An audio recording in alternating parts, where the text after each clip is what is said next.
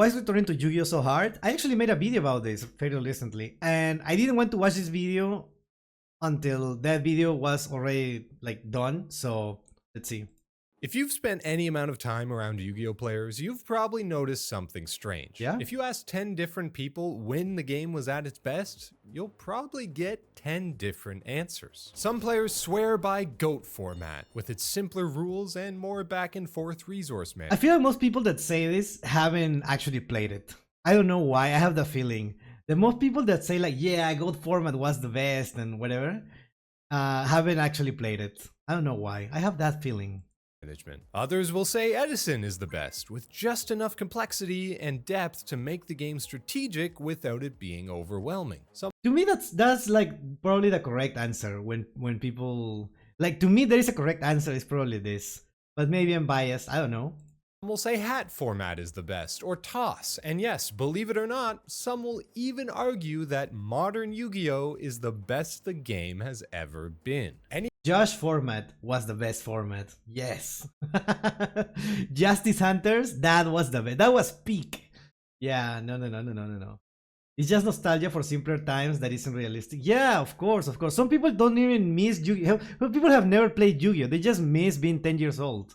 Yeah, tier format, cinema. Oh my god, can you imagine? Yeah, no. I mean, anyone has their own taste. I know. Any long-running game is bound to have players arguing that their favorite era is the best one. But the more I think about it, the more I think Yu-Gi-Oh specifically has something interesting going on here. There's no best era of Yu-Gi-Oh because players can't agree when during its history Yu-Gi-Oh was at its best. And why is it so hard for all these ex-players who quit at different points in the game's history to come back to Yu-Gi-Oh in the modern day? How can Konami make the game more approachable for all these players who quit at different points and have a different understanding of the game's current rule set? I might have an idea or two. Oh, there is an answer for that? I mean, the answer is just making different formats, right? Make other formats accessible, like they are doing with Genesis recently, and how they should do in Master Duel, right? But I don't think there is a simple answer. But I'm really curious. My answer in my video was like, oh yeah, because my video was focused on Master Duel specifically. Master Duel definitely needs like permanent alternative formats. I feel like it's really cool when they make when they put a different format, but they usually do it just for an event that lasts like a week or a few days. And it would be awesome if they do that for like permanently. And there is like formats to choose, because otherwise every new player is gonna join the game and they just go to ranked, and you know how it is, right? You know the rank experience. So the solution to me is clear, right? Different formats in the same, promoted in the same, or well, not the same, but almost as much as the main one, right? We line up goat stands and send them to a tier mirror camp. What the hell? Alright, let's see. Ask someone who played in 2005 why they love GOAT format so much. Or someone who played when Synchros released, or XYZ, even when Pendulums released. It's not surprising that all of these players are going to have a very different answer. The satisfaction that comes with learning an intricate combo and using different resources depending on the opponent's interruptions is very different than just mirror forcing your opponent's summon skull. These are still both fun, just in very different ways. This might sound crazy, but even for one of the most hated formats of all time, tier players still— Oh my god, that's you in the chat. That's you, Sliver, in the chat.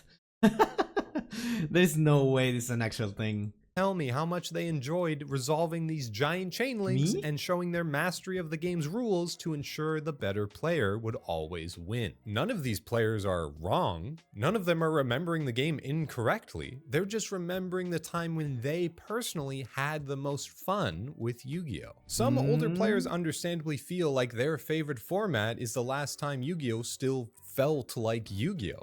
And although they may not agree with the direction the game has taken, they still find themselves invested enough to watch videos just like this one. And if you're still watching videos about Yu-Gi-Oh!, it must mean something to you, right? Why else would you be here? Yeah, that's right. I'm talking directly to you now. Me? He's talking to me? Oh my god. Me personally, I love current Yu-Gi-Oh! I don't know. Well, I love is a strong word, but you know, I just wish. No, actually, no, I'm fine with it. I'm fine with it. I'm not copying. I like it. I like it. I wish there were more of some other things. Like I have my disagreements. I feel like maybe floodgates. I don't like that. I don't like towers. Right now, the branded deck, what I don't like is that there is a tower. And I know that it's not that much of a thing, but it bores. It ruins the experience. Like I don't mind going against heavy combo decks or other stuff. Or FTKs. Why are FTKs still a thing? I don't know, dude. I don't know. FTKs really like bore me. We like the one that destroys your whole hand or banishes your whole hand, and then you on your turn you only have one card in hand and your opponent has an Omni Negate, and I'm like, okay, well I guess I lose, and I never had the chance to play because I didn't draw a single hand trap. It can happen. Anyways, I don't know. No, he's talking to me actually. Oh, okay. I think the only person who lays a format and actually play it are Aeson fans. That's what I'm saying. That's a correct answer. And I don't know. I feel like if I put like the fans of certain formats in a tier list, Aeson format fans will be like up there. You know, James. James. That's really going to freak some people out, isn't it? Yeah. If my name was James, this would be messed up. How about a subscribe while you're here, huh? I was subscribed. And this already, is but I'm why gonna it's like so it. hard to convince people to come back to the modern game. Yu-Gi-Oh! Has taken so many different shapes over such a long period of time, all these players have found something different to love or to hate along the way. There's no way to cater the modern game to all these ex-players if every ex-player has a different version of what they think Yu-Gi-Oh's ideal gameplay should look like. The game is so important to people in so many different ways that Konami isn't just competing with other TCGs on the market. They're competing with the memories that we've all attached to Yu-Gi-Oh! At some point during its history. And that's about the hardest competition that exists. The complexity of modern Yu-Gi-Oh! Is a major obstacle for those looking to return to the game, but I don't think that alone tells the whole story on why people fail to reconnect with Yu-Gi-Oh! In my opinion, the much bigger issue is the fun that they remember from who knows how many years ago is not immediately visible when looking at Yu-Gi-Oh! Today. So what? The problem is nostalgia. I don't think there is a way to fix that. How can you get the fun of back then? Every type of Yu-Gi-Oh! Player just wants a way to get back to what they think was the most fun way to play, and I think that's the key. Modern Yu-Gi-Oh! May not recreate the exact same gameplay experience you remember, but I do think it can still provide the same level of discovery, self-expression, and satisfaction. The main problem is years and years of new mechanics and card design philosophies have made those qualities much harder to see without first investing the time and effort into understanding how the modern game works. After a long amount of time away from the game, But that's what people don't want to do, right? Most people don't want to study. Most people don't want to learn. They just want like simple things. And the appeal of Yu-Gi-Oh is that learning, right? So many things. That's the appeal for me. I guess it's not like that for everyone. I guess it's not. It's like a streamer messing up Finsmith. Okay. common reaction from players is, what happened here? Yeah, Everything exactly. is just 10-minute combos and Exactly. It's not that it's like complicated. It's confusing. It's weird. It's like so like hard to understand if you don't put in the effort. And how why would you do that, right? Why would you put the effort on something that you don't know if you're gonna like? It's too much investment for potentially no reward.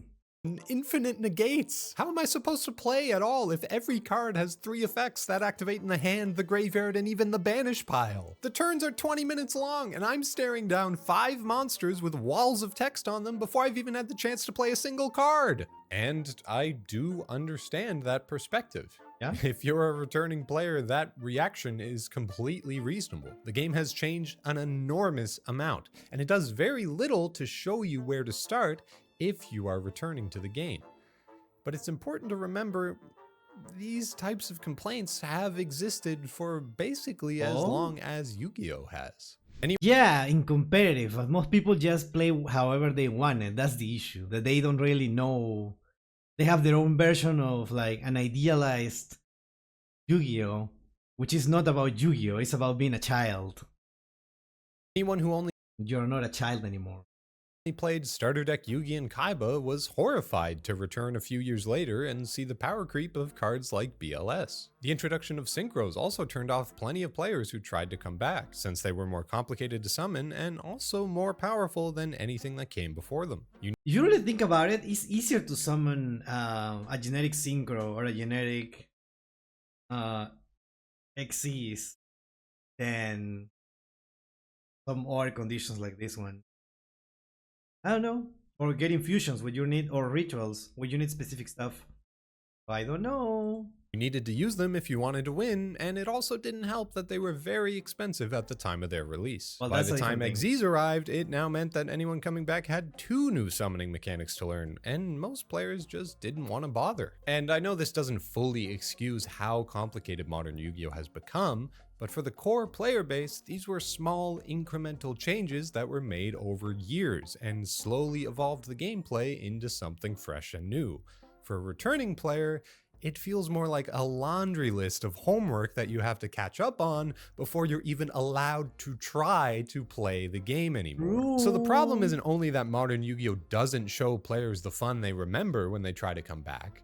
It actually does the opposite, and it just shows them a gigantic list of everything that has changed and is different now. And that is a huge problem. Because That's the fun part. That's the fun part, dude. That was the most fun for me. But not everyone is like that. this, learning modern Yu-Gi-Oh is not like learning other games. It's more like learning a language. First you learn one word, then another. You don't just read the dictionary from cover to cover and expect to be able to understand everything. Pretty sure Pendulum was coming out when I got into Yu-Gi-Oh. I turned out fine. You want to play vanillas in your hero deck. You want to play vanillas in your hero deck. What are you talking about? You need the context and the experience of knowing how everything fits together. So you go out and you try and you make a lot of mistakes and you lose a lot of games. But before you know it, you have a full sentence or a basic combo. The important thing is you need the understanding of what's actually happening during a game and how that applies to the cards and the rules. Sitting a returning player down and explaining how to link summon and how to pendulum summon and all these other things that they may have missed in the years since they played the game is not the way to reintroduce someone to Yu-Gi-Oh! Really? It's much, much more important that they get a feel for how the modern game plays. Seriously, if I see one more how to play Yu-Gi-Oh! Video with normal summoning Beaver Warrior as the main talking point, I'm gonna crash out. So over time, you know what? Maybe that's something that I should do. I have never watched those videos of how to learn Yu-Gi-Oh! That sounds very interesting to do. Honestly, that sounds really interesting. I never watched those videos, but I always hear people talking about them because I obviously don't need those videos. So I should watch those. You should recommend those in the Discord. Yeah. Where should I post it? That we'll talk about it later. Came back when masterduel released and was fine picking up Shadow and going.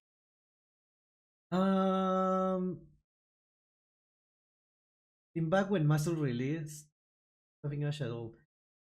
I guess that was cool. I wish I joined masterduel when it actually came out because it feels like it was a completely different thing, and there was a lot of boomers in there, right? People that were, oh my god, Yu-Gi-Oh, and then they slowly left because of people playing the current meta decks, right? Which obviously I cannot blame them, right? Who wouldn't want to play the best thing? I recommend. There is a anime Yu-Gi-Oh to Yu-Gi-Oh series. What? I didn't know about that. We'll check that out later. Yeah. It was so slow back then. FTKs were allowed, but they rarely played. That's so weird. And with a little bit of effort and through passively gained experience and knowledge, you'll become fluent in the language of modern Yu-Gi-Oh! You need the experience that comes with time playing the actual game, not just a list of new rules that have been added. There's a Yeah, reason Konami didn't just yeah. wake up one day and add 25 years worth of mechanics to the game all at once. Everyone started and stopped playing Yu-Gi-Oh! At different points. So how do we fix this? Because I see two ways of going through it. None of these are like easy.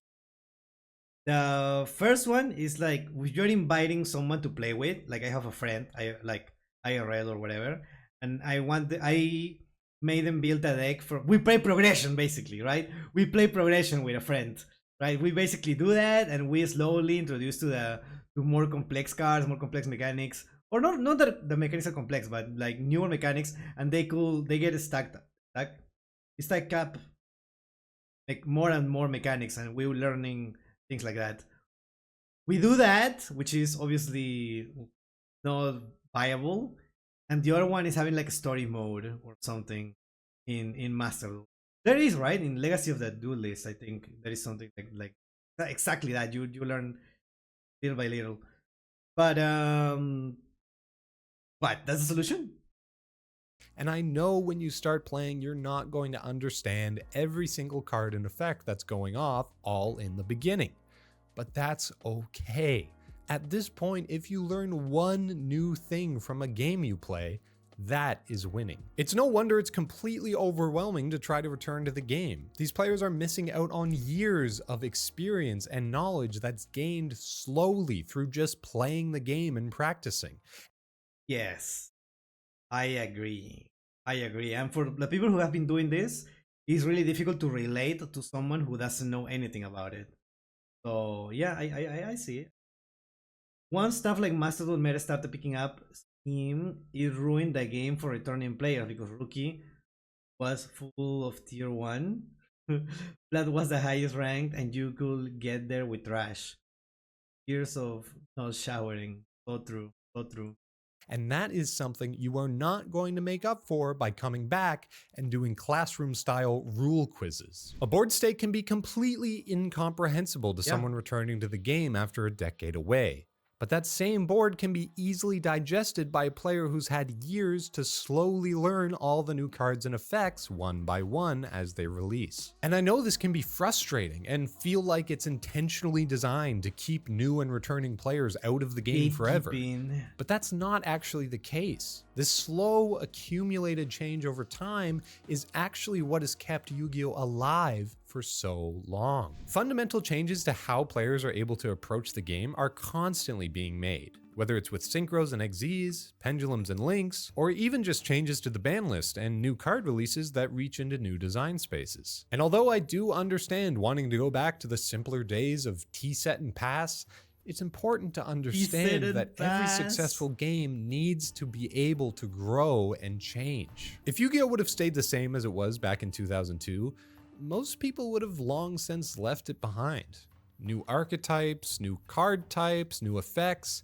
These are all the things that keep Yu-Gi-Oh! Alive and keep players able to enjoy the game for decades after its release, like it or not. And I know that might be controversial. These are exactly the type of things people point to when they say Yu-Gi-Oh! Has lost its identity in the modern age. But it's really important that Yu-Gi-Oh! Is able to continue to evolve and grow and change if we want to be able to continue to play it for the many years to come. And developing and iterating on the gameplay is not a straightforward line.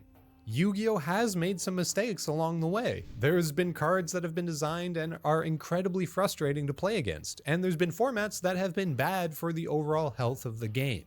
But writing off the entirety of Yu-Gi-Oh! Post 2006 just because one new extra deck mechanic is added, or there's Post 2006? That's insane to me. Holy. one meta deck that's really frustrating, is incredibly dismissive. It feels like every new rule or mechanic that's added to modern Yu-Gi-Oh! Pushes it a little bit further into the future and towards the next big thing for the game. But at the same time, it pushes it further away from what an old school player thinks Yu-Gi-Oh! Should be. But what does that really mean? What should Yu-Gi-Oh be? I think this is exactly why Konami has such trouble trying to cater the modern game to this community of ex-players who just want to see Yu-Gi-Oh return to its roots. Because what are Yu-Gi-Oh's roots? The answer seems to be completely different for everyone you ask. Tons of players are leaving or entering the game all at different times. Formats continue to come and go with or without them. So how do you let all these players jump back in? What is the easiest way for Konami to cater the modern game to all these players who think Playground, Duel Monsters era Yu-Gi-Oh is the peak of TCG gameplay, when you have just as many players who are reminiscing about their Elemental Hero deck, or wind-ups, or Performapals, or whatever? Well, there is one underrepresented part of Yu-Gi-Oh that I think Konami uses quite well to address this problem. What? What is it? It's not Genesis. Is it? What? What is this? What? I don't know. And that is legacy support for Legacy older decks. support It's not for often all brought decks. Legacy support for all decks. What does that mean?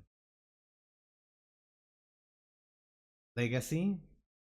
up, but Yu-Gi-Oh is all about permanence. Cards from 25 years ago Ah, you mean like Ray and Typhoon and the pumpkin stuff? Really? That's what's gonna get the old players? I theoretically, mean, it worked for me with the Cyber Dragons, I guess. Nostalgia bait. Okay, I like how that sounds. Like, that sounds more sincere. You call it legacy support, I call it nostalgia bait. You're so right, Sliver. You're so right. always still matter. Just look at how we have entire archetypes now for cards like Mystical Space Typhoon and Call of the Haunted. And What will be the next one? What do you think will be the next one? The next like old card that is gonna get support like this. What could it be? Is Monster Reborn? I don't think it's gonna be the one. What could it be? What could it be? What could it be? Can you mind the Raigeki? Dude, the Raigeki, I will not. I will explode if they actually made a like a Raigeki support, like actual Raigeki support. That whole got one card. Monster Reborn got Ra support. Gmon Ray Raptor. Dude, okay, we're talking about a different thing there. I think this element of Yu-Gi-Oh is often understated, but it's really, really important. But like, we get support for Dark Magician and Blue Eyes White Dragon every few months, if that's what it's about. Reused cards, characters, and mechanics help keep the fire alive for what made old Yu-Gi-Oh so special. And it helps to connect different generations of Yu-Gi-Oh players to different eras of the game. Blue Eyes and Dark Magician are two of the most popular monsters from the original anime series. And as such, they continue to get new support every few years. So oh, hold on. What the hell is this? This is not this is not Blue Eye support. Am I crazy? This is not Blue Eyes, this is Exodia support. Yeah, this is from the Grandpa's deck. This is from Grandpa's deck. I don't know what happened here. Ooh, does the editor not know? Or Konami has an easy deck to point to get old players back into the game. They've also been making smaller changes, like putting Yugi and Joey back on the cover of the most recent booster packs, so they're more recognizable for people who haven't been keeping up with the modern game. And although this may not sound like much, having the marketing around the game feel like Yu-Gi-Oh is a huge step towards getting these older players to come back to playing the game. But just putting Yugi's face back on the pack isn't going to convince everyone. And I get that. You can still play your favorite historic Time Wizard format if that's what you find fun. But with everything I've said so far, I really think the modern game is worth giving a shot, especially if you haven't been able to try it within the last couple years. I mean it when I say this, Yu-Gi-Oh is really, really fun right now. Exactly like a new language, it's important to approach modern Yu-Gi-Oh with a learning mentality. Don't try to win all your games, just try to understand what is happening. I always recommend learning Yu-Gi-Oh with a friend in person so you can go Well, okay, I don't know if in person, but it's definitely way better to learn it with someone than by yourself. Like just having someone who talk about it is like more than enough. Yeah. slow as you need to and ask questions along the way. Even just having them go through a basic combo with you asking what is happening is a great way to start learning the game. Ooh. But I understand not everyone has that, and in Yeah. that case, Master Duel can also be a good option. I don't There are think it is. many solo mode storylines to play through now that are a great starting point Those for a are new or returning player. You can take it boring. as slow as you like, read all the cards, You know and what happens with that for me is that all of those story modes are like cards that are boring. Why can't I? Why can't we get like cool archetypes in there? Why every single archetype is so boring? Just get like something that seems like interesting. Everything there is like so, I don't know. We need waifus and cool dragons. Yes, that's what we need in there. I know there is the one from, I don't remember what it's called. It's like challenge something where you go to all the Yu-Gi opponents, and then in the other one, like Jaden's opponents or whatever. But it doesn't feel like what I want. I don't know. L take? Yeah, I agree. build some experience in a very low stress environment, similar to doing puzzles in chess to learn the rules before you play an actual real Story game. mode? If you want a full understanding of modern Yu-Gi-Oh and its I rules, don't know if story mode is a thing, but just like a challenge. No, not challenge. I don't know how to put it. I don't know how to word it, but this is not it. start with the solo Action modes to progression? help you Yeah. learn a deck. Then, once the combos and the way the cards all interact with each other starts to make sense to you, you can move on to real games with real people. That way, the modern card design themselves won't be as much of a shock to your system anymore since you've already gained a little bit of passive experience with them. And I know the cards you now play against will probably be different than the cards you were playing against in the solo mode, so you won't know what any of them do. But that's totally okay. Instead of just watching your opponent combo for 10 minutes and throwing your hands up in the air and saying, I don't understand, they did something crazy, I don't know what's going on, I give up. At this point, you should keep your learning mentality and just try to understand what's happening in the game as the cards are being played. Even still, maybe they're playing too fast and you can't quite keep up with all the reading, so you have to go into the replay and watch things back a bit slower. But there's no shame in that at No one wants to do that. No one wants to go to the replay and try to understand what the opponent did. Like when that's why I am blind second blame, right? When my opponent is like just comboing and I don't have hand traps, I just go to my karaoke stuff and I start going how is it? No, it's hard to remember. we something like I don't know. And then I just vibe on it, and then I was like, yeah. Okay, what is the board? What is the board state? Oh yeah, there is this negate, there is this negate, there is negate. Okay, I surrender. And that's the game for me. That's how I have fun. That's how fun. Yeah. at all. If you learn something new, you're winning. You don't win by winning the game. That comes way later at this point. Giving yourself the opportunity to learn and understand the cards that are being played against you will give you a much smoother transition into the modern game. It's easy to look at an opponent's combo and just think it's completely unbeatable and not even try to find a weakness. But turn the tables and suddenly you'll find that there's a lot more nuance in the decision making than you might have thought when you were playing against it. My point is, if you want to come back to Yu-Gi-Oh, that's awesome. I really think the modern game is a lot of fun right now. And I promise, whatever you found fun about Yu-Gi-Oh in the past is still very much present in the modern game.